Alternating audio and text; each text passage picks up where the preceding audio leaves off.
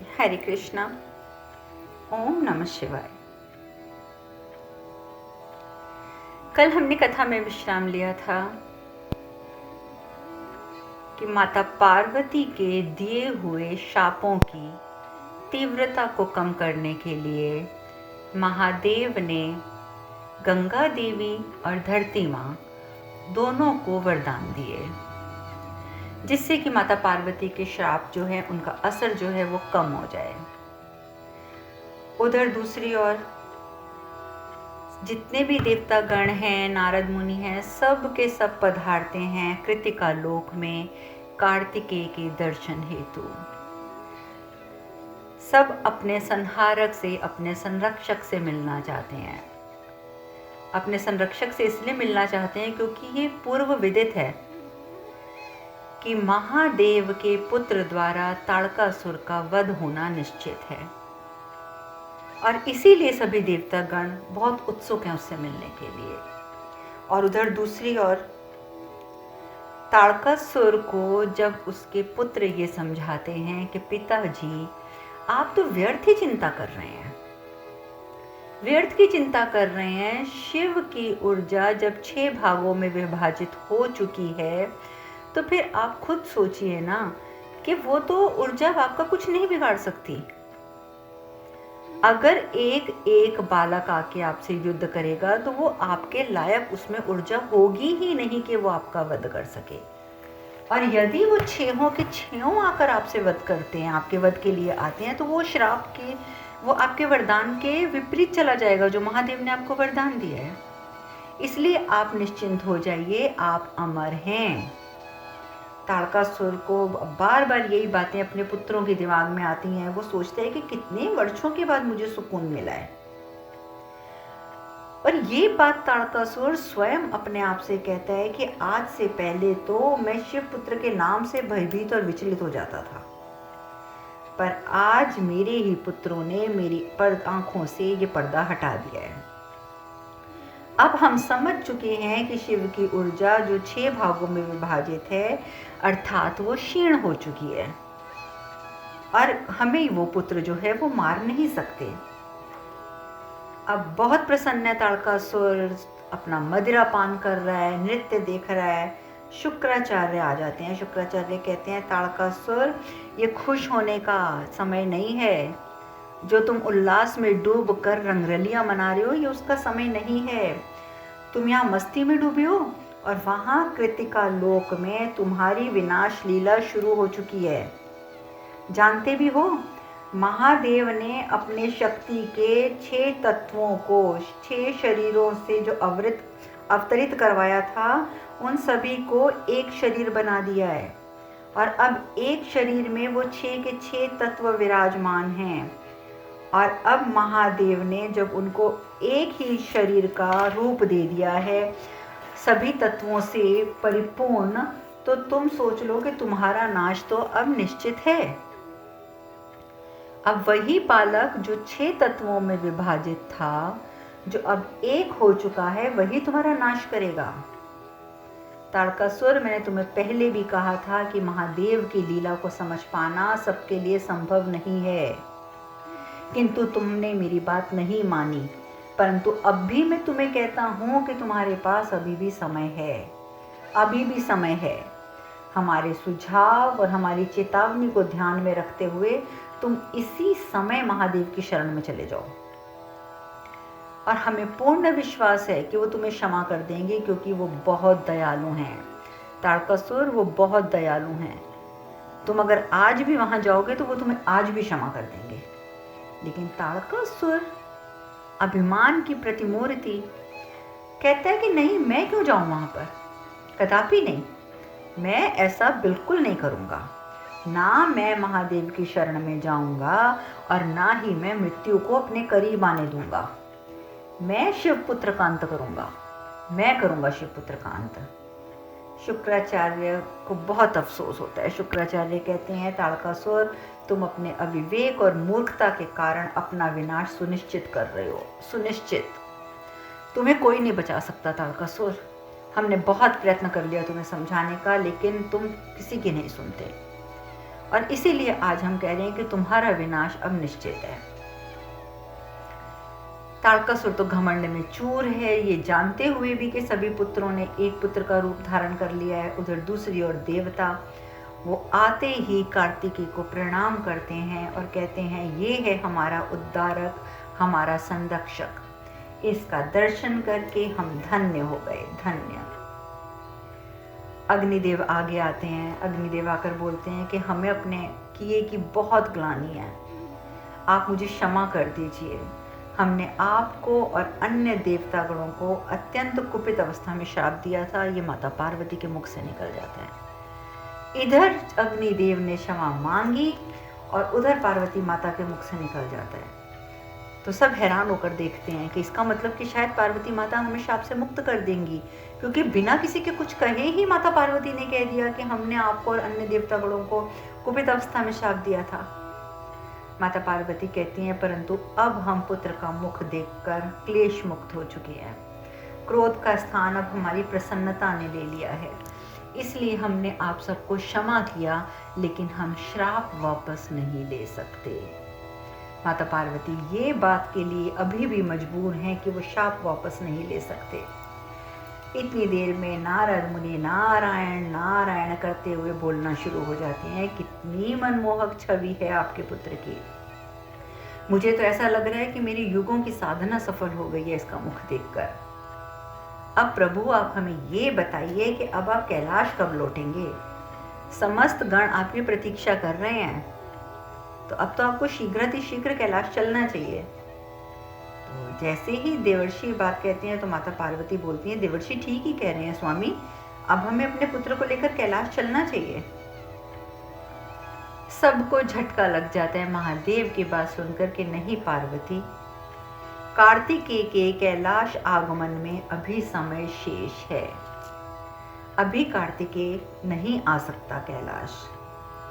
तो माता पार्वती कहती है ये आप क्या कह रहे हैं स्वामी? नहीं, अब हम इसके बिना नहीं रह सकते, अब हम इससे दूर नहीं रह सकते, बिल्कुल नहीं रह सकते। अब तो हम इसे लेकर ही कैलाश जाएंगे। और ये कहकर वो एक तरफ चल पड़ती हैं। कहती हैं कि आपको चलना है तो चलो, नहीं चलना तो आप यहाँ रुको कृतिका लोक में, हम तो अपने पुत्र को लेके कैलाश जा रहे हैं। और वो अकेले ही पुत्र को लेके चल पड़ती हैं। महादेव एकदम आगे बढ़ते हैं, उनको रोकते हैं, कहते हैं रुको पार्वती, रुक जाओ। इस बालक का जीवन यथार्थ के बारे में मैं तुम्हें पुनः अवगत कराना अनिवार्य समझ रहा हूं। अब तुम जानती हो कि इस बालक का जन्म जो है वो किसी उद्देश्य की पूर्ति हेतु हुआ है, तो जो इसके जीवन का यथार्थ है क्या तुम भूल गई हो? मुझे लगता है कि तुम भूल गई हो, मुझे तुम्हें पुनः स्मरण करवाना होगा। मत भूलो पार्वती कि इस बालक का जन्म सृष्टि के पूर्व निर्धारित घटनाक्रम के अंतर्गत हुआ है। ये बालक अपने एक विशिष्ट उद्देश्य की पूर्ति हेतु इस संसार में अवतरित हुआ है। ये बातें तुम्हें सदा ज्ञात रखनी होंगी। पार्वती कहती हैं तो क्या हमारी वेदना, हमारे मातृत्व का कोई मूल्य नहीं है? आप कह रहे हैं कि ये अभी कैलाश जाने के लिए तैयार नहीं है, अभी कैलाश जाने का इसका समय नहीं आया है, क्योंकि इसका एक उद्देश्य है, इसके जीवन का एक लक्ष्य है।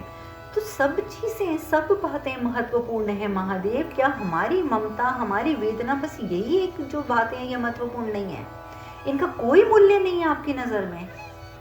शिव कहते हैं है पार्वती, बहुत मूल्य है, अवश्य मूल्य है, किंतु सबसे सर्वोच्च उद्देश्य होता है जन कल्याण, संसार की रक्षा, जिसके लिए ये सृष्टि कितने कल्पों से प्रतीक्षा कर रही है। पार्वती, सब कुछ नियति के अनुरूप ही हो रहा है और ये सब कुछ हमारे पुत्र के हित में ही है, ये भी तुम याद रखना।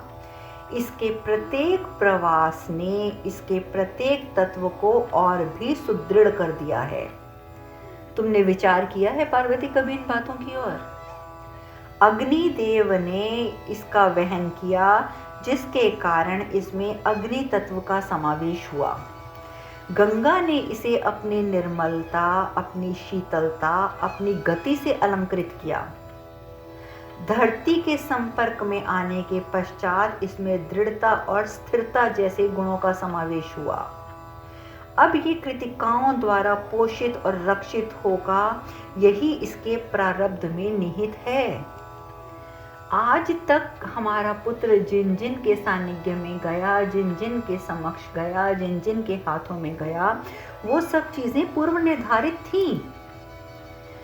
हमारे पुत्र को ये सब गुण मिलने थे और अब कृतिकाओं द्वारा पोषित होना भी प्रारब्ध में निहित है, इसके भविष्य में लिखा हुआ है। उनके सानिध्य में ये प्रेम और ज्ञान की सूक्ष्मताओं से परिपूर्ण होगा, क्योंकि ये कृतिकाएं स्वयं वात्सल्य, प्रेम और गुणों का प्रतिरूप हैं। इसलिए मेरा तुमसे आग्रह है पार्वती कि अगर तुम अपने पुत्र को और भी गुणों से सुदृढ़ होना देखना चाहती हो तो कुछ समय इसे यहीं छोड़ना अनिवार्य है। भविष्य में जिससे इसके उद्देश्य की पूर्ति करनी है, ये सभी गुण उसके लिए बहुत सहायक होंगे पार्वती, बहुत सहायक होंगे ये सभी गुण इसके लिए। तो अगर आज मैं तुम्हें कह रहा हूँ कि ये भी प्रारब्ध का एक लेखा है, तो तुम्हें इस बात को मानना होगा और अपने पुत्र को कुछ समय के लिए यहीं छोड़ना होगा। माता पार्वती की आंखों से आंसू बहते हैं। माता पार्वती कहती हैं कि आपका ये निर्णय एक माँ को मान्य नहीं है स्वामी, एक माँ को मान्य नहीं है, किंतु हम अपने पत्नी धर्म की अवहेलना भी नहीं कर सकते, हम नहीं कर सकते अवहेलना। शिव कहते हैं पार्वती, मैं तुम्हारे ममत्व की वेदना से पूर्णतः अवगत हूँ, किंतु सृष्टि के कर्तव्य से ना तो मैं विमुख हो सकता हूँ और ना ही तुम। और पार्वती जब ये बात सुनती हैं तो भारी मन से कार्तिकों को लेकर वापस मुड़ती हैं और जाकर कृतिकाओं को समर्पित कर देती हैं। इसका पालन पोषण अपने संतान के समान करना कृतिका, हमारी संतान समझकर नहीं, बस हमारा इतना आग्रह है तुमसे। कृतिकाओं की आंखों में भी आंसू आ जाते हैं जब माता पार्वती ये कथन कहती हैं कि इसका लालन पालन तुम अपनी संतान समझकर करना, मेरी और महादेव की संतान समझकर मत करना। इसका दायित्व अब हम तुम्हें सौंपते हैं। और ये कहकर उदास मन से वहां से वो चल पड़ती हैं। पृथ्वी, गंगा, देवतागण, नारद मुनि सभी तो वहां खड़े हैं कृतिका लोक में।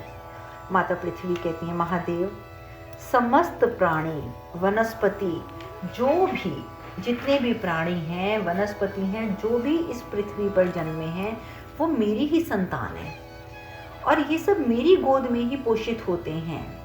और इतनी सारी संतानों में से यदि एक छोटा सा पौधा भी उखड़ जाए तो मैं शोकाकुल हो जाती हूँ।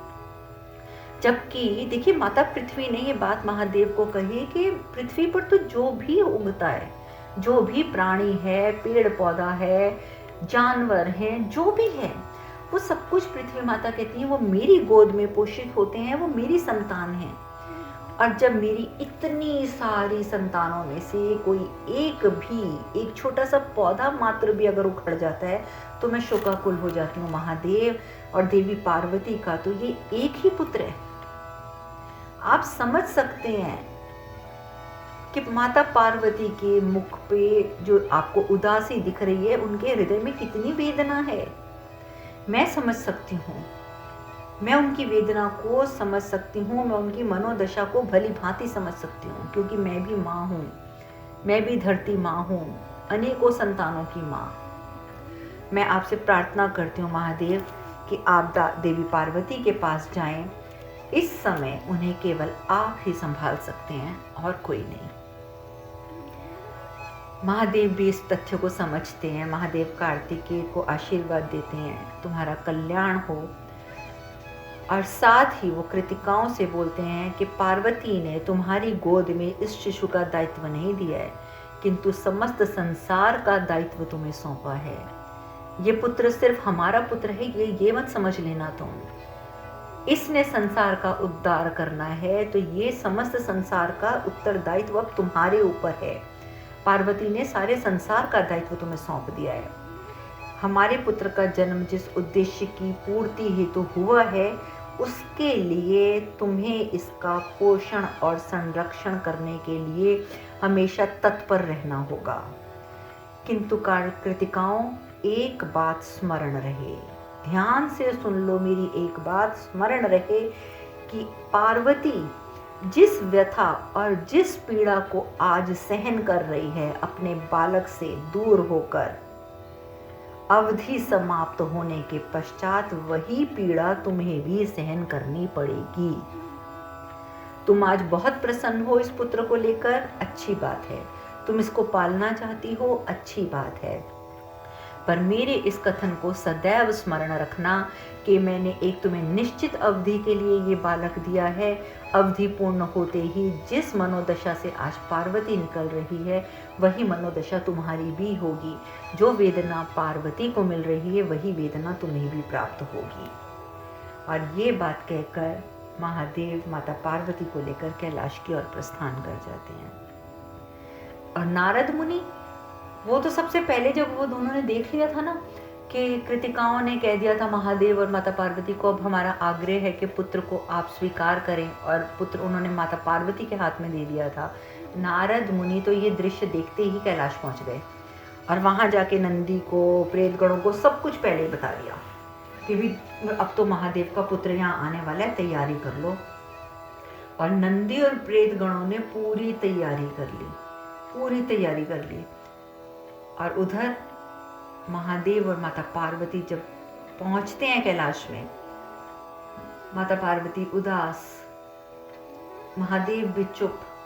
तो नंदी पहले पूछते हैं, कार्तिकेय कहाँ है प्रभु, कार्तिकेय कहाँ है? तो शिव कहते हैं, कार्तिकेय हमारे साथ नहीं आया, कैलाश पर उसके आगमन हेतु अभी कुछ प्रतीक्षा करनी होगी। नंदी कहते हैं, प्रतीक्षा क्यों प्रभु, बताइए ना प्रभु क्या हुआ? प्रभु कुछ जवाब नहीं देते। वो माता पार्वती से कहते हैं, माता पार्वती से कहते हैं कि माता, मेरा मन बहुत व्याकुल हो रहा है, कुमार कहाँ है? कृपया कुछ बताइए, कहाँ है कुमार? माता पार्वती कुछ नहीं कहती, सिर्फ इतना ही कहती है कि नंदी, तुम्हारे प्रभु ने जो कहा है वो सत्य कहा है, प्रतीक्षा करो। और रोते रोते वहां से चली जाती हैं। नंदी हाथ जोड़कर बैठ जाते हैं धरती पर। प्रभु, महादेव कहते हैं, कुछ भावनाओं की अभिव्यक्ति हेतु अनुकूल समय की प्रतीक्षा अनिवार्य होती है नंदी। बस इतना सा कह के महादेव भी वहां से चले जाते हैं। अब ताड़कासुर के पास अभी ये सूचना तो पहुंची नहीं है, ये सूचना तो भी नहीं पहुंची कि जो कार्तिकेय है वो कृतिका लोक में ही निवास कर रहा है अभी। लेकिन ताड़कासुर परेशान है, कुछ करने को तत्पर है कि मैं अब कुछ करूं। वो मन ही मन सोच रहा है, कह रहा है मेरा त्रिपुर तो पूर्ण होने वाला है, क्योंकि मेरे पुत्र जो हैं वो इतने प्रयत्न रत्न है कि मुझे पता है कि त्रिपुर तो पूर्ण होगा ही होगा। और सच में ताड़कासुर के तीनों पुत्र लगातार हवन करते हैं त्रिपुर की पूर्णता हेतु। अब त्रिपुर पूर्ण भी हो जाता है। अब जब त्रिपुर पूर्ण हो जाता है तो ताड़कासुर बड़ा खुश होता है। ताड़कासुर कहते हैं कि हम अपने तप की सारी ऊर्जा को एकत्र करके इस त्रिपुर को अब सौर मंडल में स्थापित करेंगे और ग्रहों नक्षत्रों की गति को नियंत्रण करके हम सभी लोगों का विनाश कर देंगे। अब हम सभी लोगों का विनाश करेंगे। और साथ ही हंसता है जोर से कि त्रिपुर तो हो गया, अब तो हम तो हो गए सुरक्षित। कार्तिकेय, अब तुम्हारी रक्षा कौन करेगा? जब इस प्रकार की बातें कर रहा होता है ताड़कासुर तो नारद मुनि आ जाते हैं। नारद मुनि आते हैं, नारायण नारायण नारायण नारायण। ताड़कासुर कहते हैं, देवर्षि आप यहाँ कैसे? क्या आपको दिखाई नहीं दे रहा कि हम एक आवश्यक कार्य में व्यस्त हैं? नारद मुनि कहते हैं, प्रतीत तो नहीं हो रहा, पर यदि आप कह रहे हैं तो मान लेता हूं। वैसे मैं तो केवल आपको बधाई देने आया था, सिर्फ बधाई देने चला आया कि कितने सुंदर पुरों का निर्माण करवाया है आपने। नारायण की कृपा से पूरे ब्रह्मांड में ऐसा कोई स्थान नहीं है जहां पर मैंने भ्रमण ना किया हो, परंतु इन तीनों ग्रहों का भ्रमण करने का तो आनंद ही कुछ और होगा। ये तो बहुत ही सुंदर त्रिपुर है। धन्यवाद असुरराज, इनको बनाने हेतु धन्यवाद। अब देखिए, महादेव की बात मैं तो नहीं करूंगी, लेकिन हाँ मैं इतना जरूर कहूंगी कि नारद मुनि चाहे नारायण नारायण करते रहते हैं, चाहे लोग कहते हैं कि उनको इधर की उधर की इधर करने में आनंद आता है, लेकिन ऐसा कुछ नहीं है। वो सिर्फ ऐसी जगहों पर जाकर जानबूझकर चर्चा करते थे ताकि वहाँ के इन्हें गतिविधियों के बारे में पूर्ण ज्ञान हो जाए। और अगर वो कभी किसी को भड़काते भी थे, कभी किसी को कुछ कहते भी थे, तो उनका तात्पर्य सिर्फ और सिर्फ एक होता था, जन कल्याण। जैसे हमने भागवत में भी कई कथाओं में सुना था, नारद मुनि ने इसको जाकर उसकी तारीफ कर दी, उसको जाकर उसकी तारीफ कर दी, इसके अंदर जलन हो गई, उसके अंदर जलन हो गई। तो वहाँ पर भी मैंने आपको समझाया था कि वो सब कृत्य जो नारद मुनि ने ऐसे करे थे, उनके पीछे उनका एक ही उद्देश्य था, किसी के अंदर से अहंकार को दूर करना, किसी के अंदर से क्रोध को दूर करना, किसी के अंदर से काम वासना को दूर करना, यानी कि किसी ना किसी की कोई ना कोई कमी को दूर करने के लिए ही नारद मुनि ये कार्य करते हैं। और आज भी अगर वो ताड़कासुर के पास आए हैं बधाई देने, तो उनकी मंशा कुछ और ही है। अब जब वो धन्यवाद करते हैं असुरराज को कि असुरराज धन्यवाद, आपने बहुत सुंदर त्रिपुर बनवाए हैं, इसका भ्रमण करने में तो बहुत आनंद आएगा। जब ये बातें सुनती हैं तो ताड़कासुर क्रोधित हो जाता है, कहते हैं देवर्षि, इन लोगों का निर्माण भ्रमण हेतु नहीं करवाया है हमने, और इतना भी हम आपको बता दें कि आप लोगों का यहाँ प्रवेश जो है वो वर्जित है, वर्जित। नारद मुनि कहते हैं नारायण नारायण नारायण नारायण, कदाचित आपकी इस योजना का संबंध कार्तिकेय के जन्म से उपजी असुरक्षा तो नहीं है। बड़े चालाक हैं नारद मुनि भी। चलिए अब आगे ताड़कासुर क्या जवाब देता है, ये चर्चा हम कल करेंगे। आज हम यहीं पे विश्राम लेते हैं। हरे कृष्ण कृष्ण कृष्ण हरे हरे, हरे राम राम राम हरे हरे। आप सब खुश रहें, सुखी रहें, स्वस्थ रहें। हरे कृष्णा। ओम नमः शिवाय, ओम नमः शिवाय, ओम नमः शिवाय।